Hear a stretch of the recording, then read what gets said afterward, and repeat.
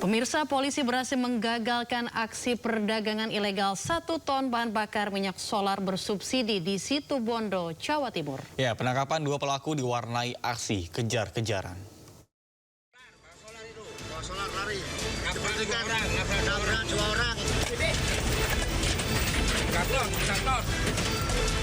Inilah detik-detik polisi melakukan pengejaran sebuah truk yang diduga mengangkut solar ilegal di wilayah Kecamatan Besuki, Situbondo. Menyadari dibuntuti polisi, sopir truk bukannya menepi malah nekat tancap gas. Aksi kejar-kejaran di jalan raya pun tak terhindarkan. Pelaku melakukan perlawanan dengan cara menabrak mobil petugas dan beberapa kendaraan lain yang melintas. Anggota Polsek Banyuglugur yang mendapat informasi dari anggota Resmob turut melakukan penghadangan. Pelarian pelaku akhirnya benar-benar terhenti di pinggir jalan raya Banyuglugur. Truk berhenti setelah menabrak pagar salah satu rumah milik warga. Massa yang geram melihat aksi pelaku mengepung dan mengeroyok pelaku. Polisi segera mengamankan 2 pelaku dan barang bukti di dalam truk 1.000 liter BBM solar. Pengungkapan kasus ini berawal dari laporan dari masyarakat. Diri itu juga mengakibatkan orang luka karena karena sempat menabrak kendaraan yang mana kendaraan itu ada orangnya, dan pada saat menabrak itulah petugas Resmob atau teman kita ini berhasil mengamankan orang tersebut. Kini para tersangka mendekam di sel tahanan Polres Situbondo guna menjalani proses penyidikan lebih lanjut. Dari Situbondo, Jawa Timur, Rizky Amirul Ahmad, iNews melaporkan.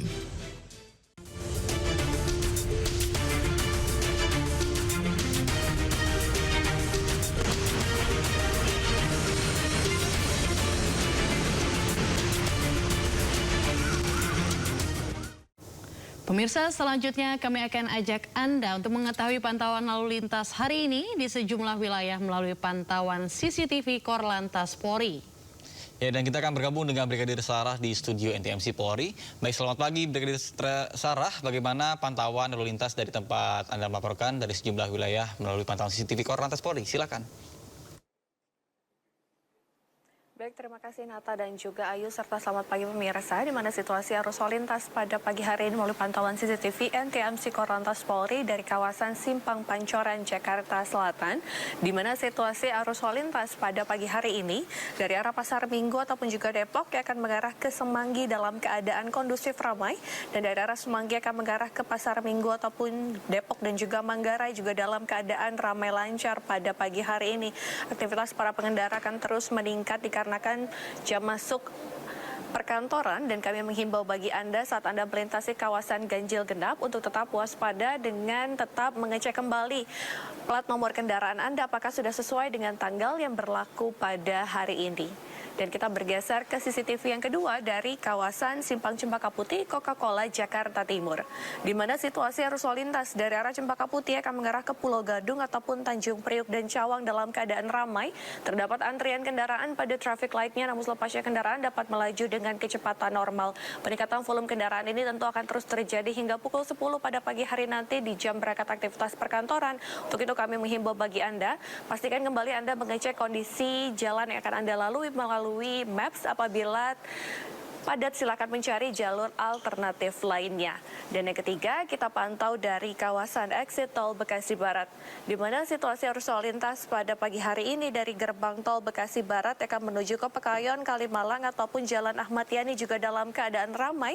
Terdapat antrian kendaraan pada traffic light-nya, namun selepasnya kendaraan dapat melaju dengan kecepatan normal. Saat Anda melintasi kawasan ini, harap berhati-hati dan juga tetap waspada dengan selalu berhenti di belakang garis stop saat Anda berada pada traffic light. Dan pemirsa, yang terakhir kita pantau dari kawasan Pospol Kendal, Jawa Tengah.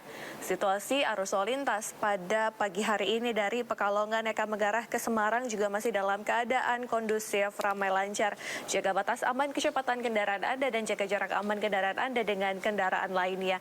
Dan bagi Anda yang akan melaksanakan mudik, negara hadir melalui Polri bersama seluruh pemangku kepentingan untuk menjaga Kamtipmas serta memastikan keamanan, keselamatan, ketertiban, dan kelancaran lalu lintas di seluruh wilayah wilayah Indonesia saat pelaksanaan mudik nanti.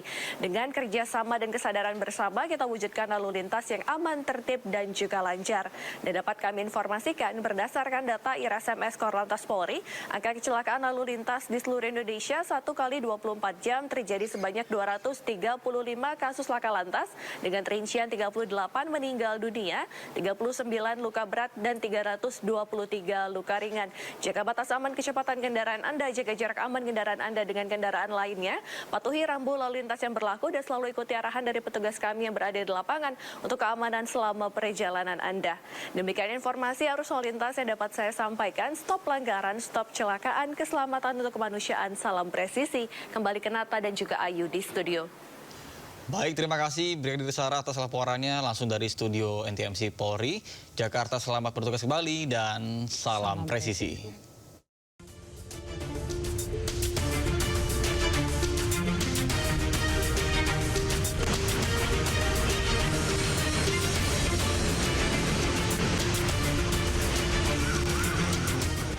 Tutupan Selat Hormuz membuat pasokan minyak terhambat. Ya, Amerika Serikat janjikan akan mengawal kapal yang melintas dari serangan Iran, sementara Rusia bersiap menyuplai minyak mentah kepada negara sahabat. Allahu Akbar!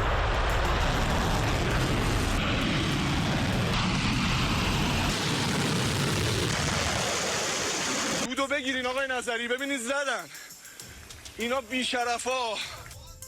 Serangan Amerika Serikat dan Israel ke Iran membuat Iran membatasi lalu lintas kapal di Selat Hormuz. Akibatnya, banyak kapal yang terjebak dan tidak melintas. Pasokan minyak pun terhambat. Amerika Serikat janjikan akan mengawal kapal yang melintas selat ini dari serangan Iran. But when the time comes, the U.S. Navy and its partners will escort tankers through the strait if needed. I hope it's not going to be needed, but if it's needed, we'll escort them right through. And we have the greatest mine-sweeping ability. We have the greatest ships, and all of the. We know exactly where they're placed. We'll get them out of there very fast. Presiden Rusia Vladimir Putin ikut bersuara. Putin menyebut perang di Timur Tengah bisa menyebabkan pasokan minyak akan terhenti dalam 30 hari ke depan. Увеличение по всей системе международных экономических отношений, потому что за срывом поставок идут и другие проблемы чисто экономического характера, и инфляция подрастает, ну и производство не только нефти и газа, но и производство промышленных товаров страдает. Напомню, что в прошлом году через Ормузский пролив прошло около трети мирового морского экспорта нефти, а это порядка 14 миллионов. Sejak pembatasan Selat Hormuz, harga minyak dunia terus bergejolak. Saat ini, harga minyak dunia sudah menembus $100 per barel. Kenaikan ini menjadi yang tertinggi sejak invasi Rusia ke Ukraina pada Februari 2022. Sementara itu, Iran melalui juru bicara militernya mengatakan bahwa tidak 1 liter minyak pun bisa lewat Selat Hormuz, jika itu untuk Amerika Serikat maupun sekutunya. هرگز اجازه نمی‌دهیم حتی 1 لیتر نفت به نفع آمریکا و صهیونیست‌ها و شرکای آنها از تنگه هرمز عبور کند و هر شناوری که شناور و یا محموله نفتی آن برای آمریکا و رژیم صهیونیستی و شرکای متخاصم آنها باشد هدف مشروع ما خواهد بود. راهبرد پنهان شدن شما پشت کشورهای همسایه ایران اسلامی و مسلمان منطقه غرب آسیا و بلکه جهان منقضی شده است. ترفند پنهان شدن ارتش بزدل شما در اماکن عمومی و زیرساخت‌های کشورهای منطقه نمیتواند ارتش شما را از باطلاقی که در آن گرفتار شده اید نجات دهد و مراکز حیاتی و پایگاه‌هایتان یکی پس از دیگری در آتشی که شعله‌ور کردید میسوزد و دوباره خواهد سوخت. خون رهبر شهیدمان و قائد عظیم الشأن امت اسلامی را خط بطلانی بر هر گونه انفعال. Perancis bersama sekutunya tengah mempersiapkan misi normalisasi jalur pelayaran di Selat Hormuz. Presiden Prancis Emmanuel Macron menyebut bahwa misi tersebut bertujuan untuk mengawal kapal kontainer dan tanker minyak agar lalu lintas pengiriman energi global dapat kembali normal.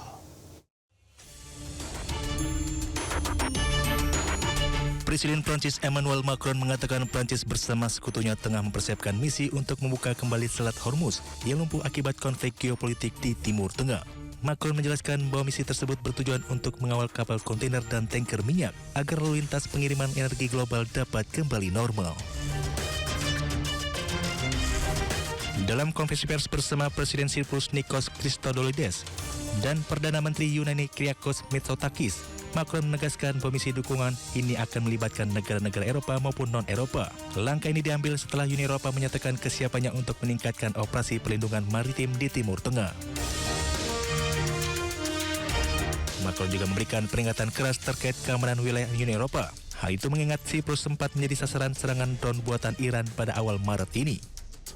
Sebagai bentuk respon nyata, Prancis telah mengerahkan kapal induk Charles de Gaulle ke Laut Mediterania, lengkap dengan kapal fregat dan unit pertahanan udara. Macron dijadwalkan meninjau langsung kesiapan personel di atas kapal induk tersebut yang saat ini bersiaga di lapas pantai Kreta.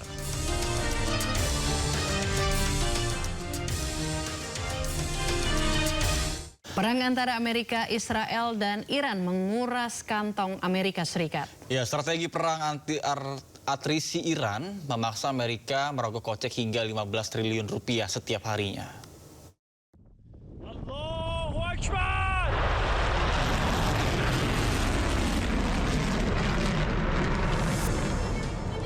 Perang Amerika, Israel, dan Iran telah menguras kantong Amerika Serikat. Pasalnya, Amerika melancarkan operasi militer besar terhadap Iran yang biayanya tak sedikit. Dalam perang ini, Amerika harus merogoh kocek hingga 15 triliun rupiah per hari. Meski Presiden Trump telah memberi sinyal perang akan segera berakhir, namun semakin hari beban operasi militer yang harus ditanggung Amerika semakin membengkak. Situasi di medan perang yang dinamis membuat biaya perang tak bisa diprediksi. Di sisi lain, Iran siap meladeni Amerika Serikat dan Israel dalam jangka panjang. Apalagi Iran diprediksi menerapkan strategi perang atrisi untuk menguras kocek Amerika Serikat. Taktik perang atrisi ini dirancang untuk menimbulkan biaya besar karena harus berhadapan dengan taktik asimetris dengan jangka waktu yang panjang.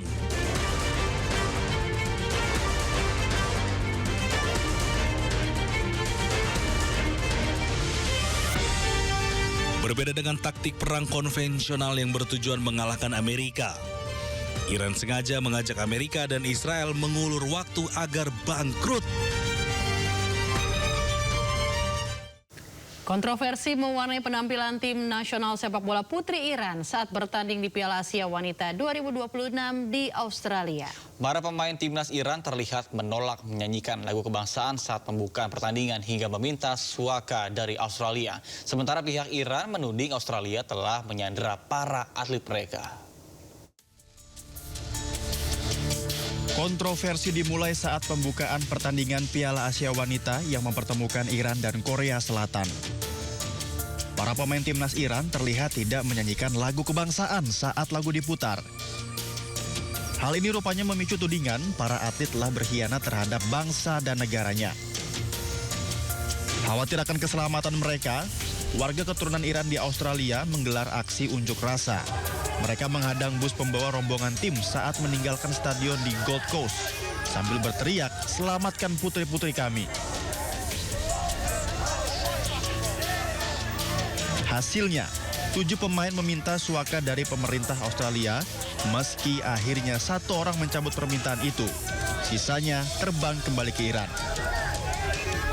Bahkan, Gedung Putih angkat bicara dan mengecam Australia yang membiarkan para pemain timnas Iran kembali ke negaranya. Tindakan Australia dan Amerika Serikat ini pun dikecam Iran. Federasi Sepak Bola Iran balik menuding Amerika menyandera para pemain timnas putri mereka. Saat ini, para pemain timnas putri Iran yang sudah mendapatkan suaka berada di rumah aman yang disiapkan pemerintah Australia. 10 warga negara Indonesia yang berhasil dievakuasi dari Iran kembali tiba di tanah air melalui Terminal 3 Bandara Internasional Soekarno-Hatta, Tangerang, Banten, Rabu malam. Diaspora yang mayoritas merupakan mahasiswa kembali ke tanah air menggunakan rute Baku menuju Istanbul, kemudian dari Istanbul menuju Jakarta menggunakan maskapai Turkish Airlines TK56. 10 WNI yang kembali tiba di Indonesia, mereka diantaranya 1 orang berasal dari DKI Jakarta, 3 orang dari Jawa Barat, 3 orang dari Jawa Tengah, dan 2 orang dari Jawa Timur, dan 1 orang dari NTB. Sebelumnya sebanyak 22 WNI juga telah lebih dulu tiba di Bandara Soekarno-Hatta pada Selasa malam kemarin. Mereka dievakuasi menyusul meningkatnya ketegangan antar geopolitik di Iran akibat konflik dengan Amerika Serikat dan juga Israel.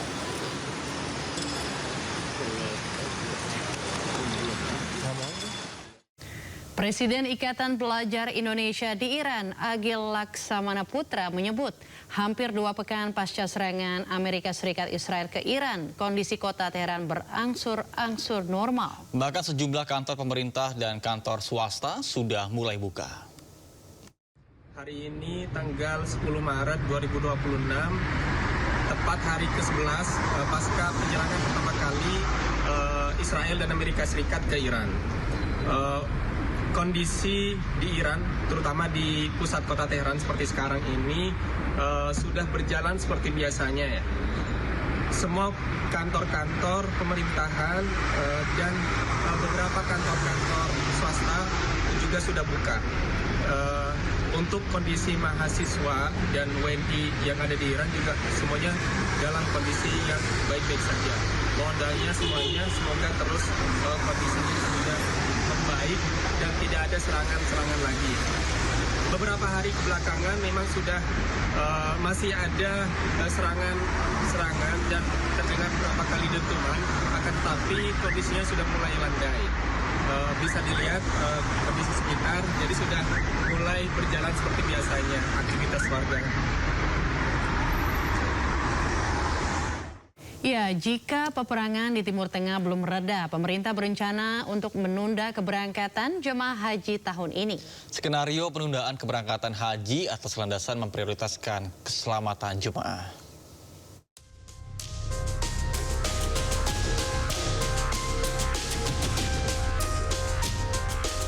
Kementerian Haji dan Umroh menyiapkan perubahan skenario pelaksanaan haji tahun ini. Penundaan keberangkatan dilakukan pemerintah apabila situasi perang di Timur Tengah saat ini dapat membahayakan jemaah haji Indonesia. Skenario penundaan keberangkatan haji saat ini masih didiskusikan dengan DPR RI dan tentunya arahan dari Presiden Prabowo Subianto. Pesan Presiden adalah menyiapkan berbagai skenario dengan orientasi utama memastikan keselamatan warga negara Indonesia yang akan menunaikan ibadah haji April nanti. Terkait dengan penyelenggaraan haji, seperti apa, apakah kita akan tetap memberangkatkan atau tidak, itu tentu atas pertimbangan banyak hal. Yang jelas nanti Presiden akan melihat kondisinya dan kami juga akan memberikan masukan kepada Presiden. Yang jelas tadi, keselamatan jamaah yang pertama dan yang utama. Menurut jadwal keberangkatan jemaah haji 2026, kloter pertama akan dilaksanakan pada 22 April mendatang. Sekitar 221.000 jemaah haji rencananya akan berangkat ke Tanah Suci tahun ini. Tim Liputan iNews melaporkan. Perang Timur Tengah yang belum mereda dinilai berpotensi untuk mempengaruhi penyelenggaraan ibadah haji 2026. Oleh karena itu, pemerintah menyiapkan 3 skenario untuk mengantisipasi kondisi ini. Skema seperti apa yang telah dirumuskan oleh Menteri Haji? Dalam rapat bersama Komisi 8 DPR RI, Menteri Haji dan Umroh Irfan Yusuf menjelaskan telah menyiapkan 3 skenario penyelenggaraan haji 2026 untuk mengantisipasi perang Timur Tengah yang kian meluas.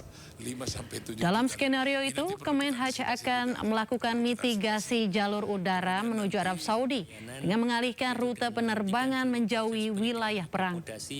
Pemerintah juga mempertimbangkan perubahan waktu penerbangan serta berkoordinasi dengan otoritas penerbangan Arab Saudi untuk memastikan keselamatan jalur penerbangan bagi jemaah Indonesia. Sekarang saya berikan waktu. Beberapa skenario yang kemungkinan kita mitigasikan. Pertama, ibadah haji tetap berangkat di tengah situasi konflik. Dengan kondisi Arab Saudi membuka penyelenggaraan ibadah haji, negara Indonesia memutuskan memberangkatkan meski kemungkinan berisiko tinggi.